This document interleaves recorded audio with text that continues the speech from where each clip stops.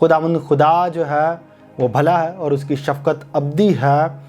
आज जो ज़रूरत है हमारी ज़िंदगियों में वो ये है कि हम कलाम अपनी ज़िंदगी में रखें और ये कलाम समझ के साथ हमारी ज़िंदगियों में आता है, बैठता है, कायम रहता है जब हम इस कलाम को समझ जाते हैं। जब हम कोई भी बात समझ के साथ उसे अपनी ज़िंदगी में लेते हैं तो वो हम कभी भी भूलते नहीं, बल्कि हम उस पर अमल करते हैं क्योंकि हमें उसकी समझ आ जाती है। कलाम भी ज़िंदा और ईमान भी ज़िंदा। ज़िंदा ईमान जो है वो क्या है और ज़िंदा कलाम क्या है? कलाम भी हमारी ज़िंदगी में ज़िंदा होना चाहिए और ईमान भी हमारी ज़िंदगी में ज़िंदा होना चाहिए। आज ज़रूरत इस बात की है। हमें जो है करना क्या है, जब हम कलाम अपनी ज़िंदगी में लेकर आते हैं तो उस पर हमें अमल करना।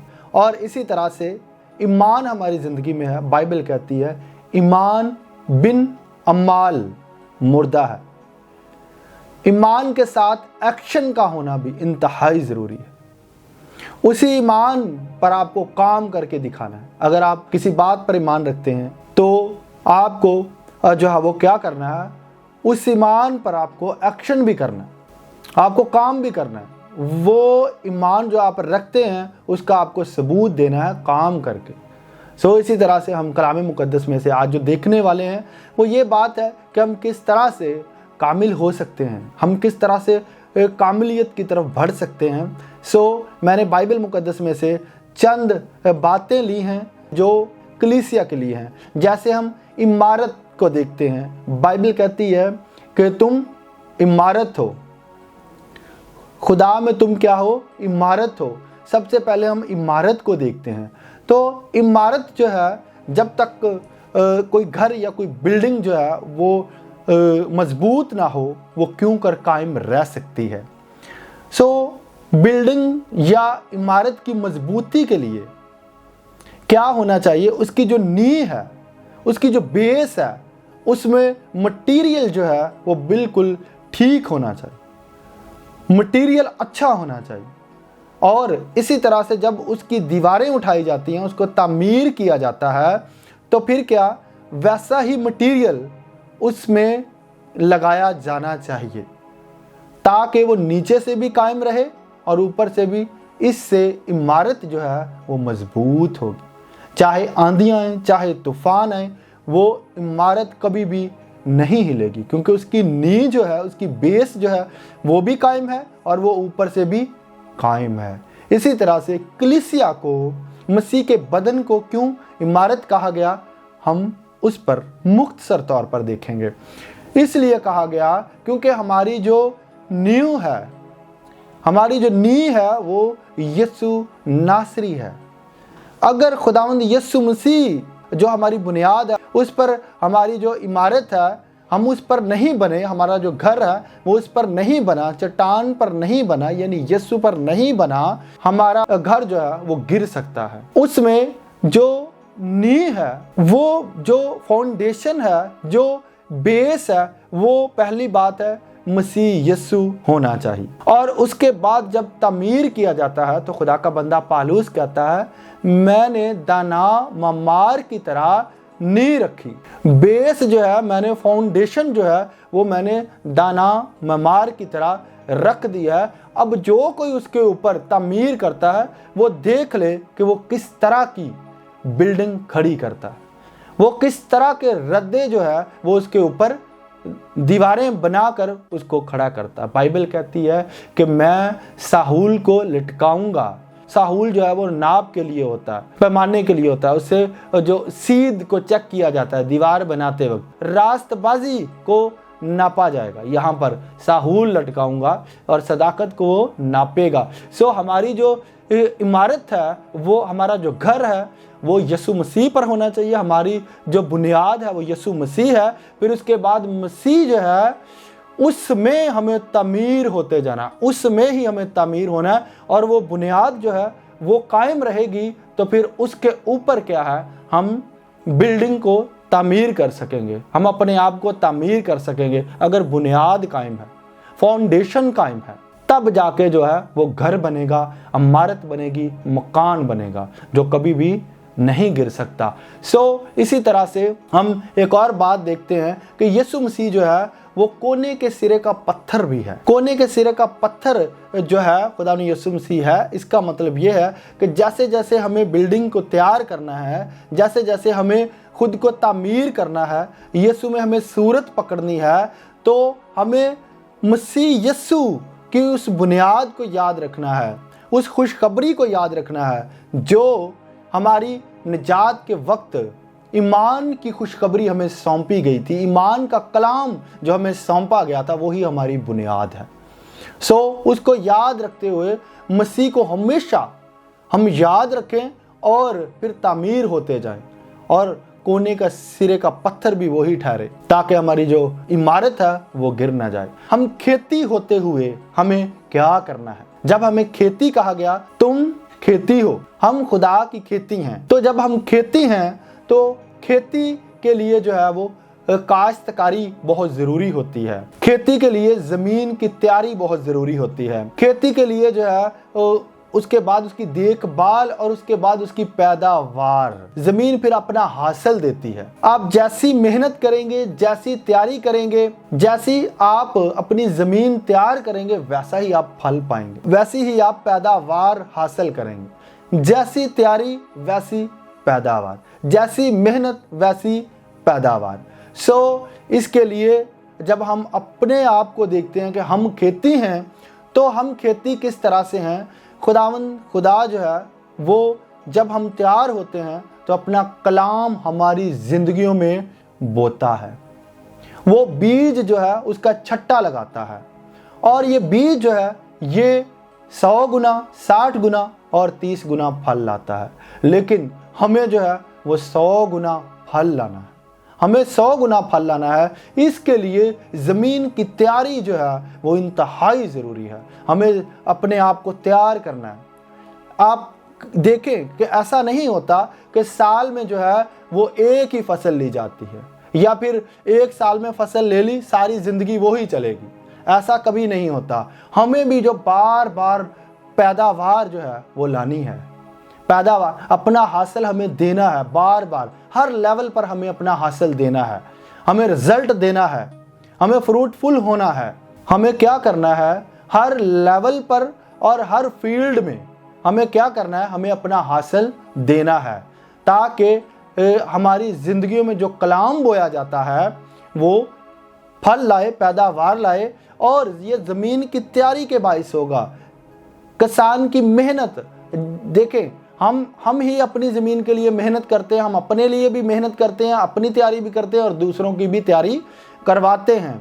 तो हमें अपने आप पर ही मेहनत करनी है, और जो बीज खुदा हमारी ज़िंदगियों में देते हैं, हमारे दिलों में बोते हैं, उस बीज की जो पैदावार है वो हमें ज़्यादा से ज़्यादा लाने की ज़रूरत है। बाइबल कहती है ज़मीन अपना हासिल आप देती है। हमें मेहनत करनी है, अपने ऊपर हमें तैयारी करनी है, और हर तरह से जब भी हम जो है वो खुदा के कलाम को सुनते हैं, अपने दिलों को सख्त ना करें। इसका मतलब जो लोग सख्त करते हैं वो तैयारी में नहीं है। नरम ज़मीन में ही बीज बोया जाता है। नरम ज़मीन ज़रख़ेज़ ज़मीन होती है जो फल लाती है। खुदा ने हमें भेड़ें कहा है।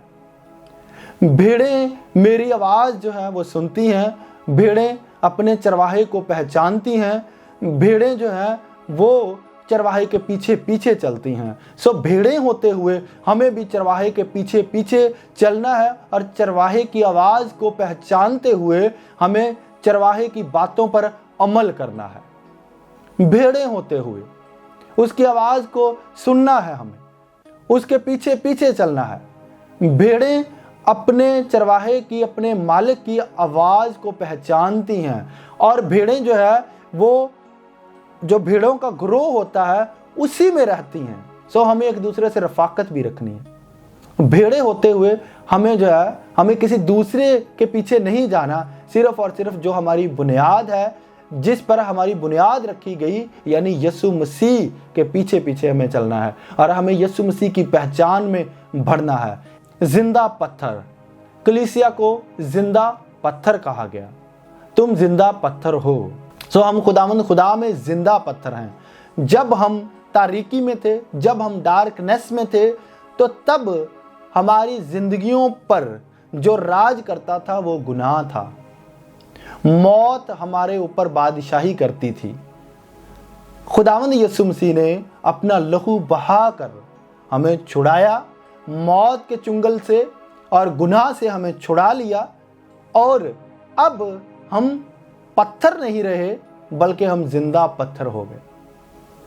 पहले हम पत्थर थे क्योंकि हम गुनाह के बाइस मुर्दा, लेकिन अब रास्तबाजी के बाइस जिंदा हैं। पहले हम पत्थर थे, अब हम जिंदा पत्थर हैं।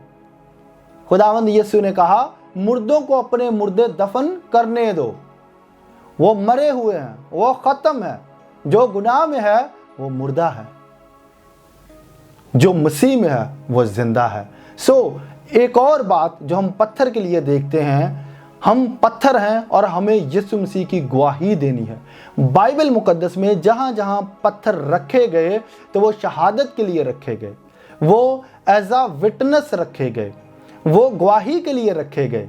हम यीशु के गवाह हैं, और खुदावंद यीशु ने कहा, तुम भी मेरे गवाह हो। पाक रूह मेरी गवाही देगा, मेरी ग्लोरी को जाहिर करेगा, और तुम भी मेरे गवाह हो क्योंकि शुरू से मेरे साथ रहे हो।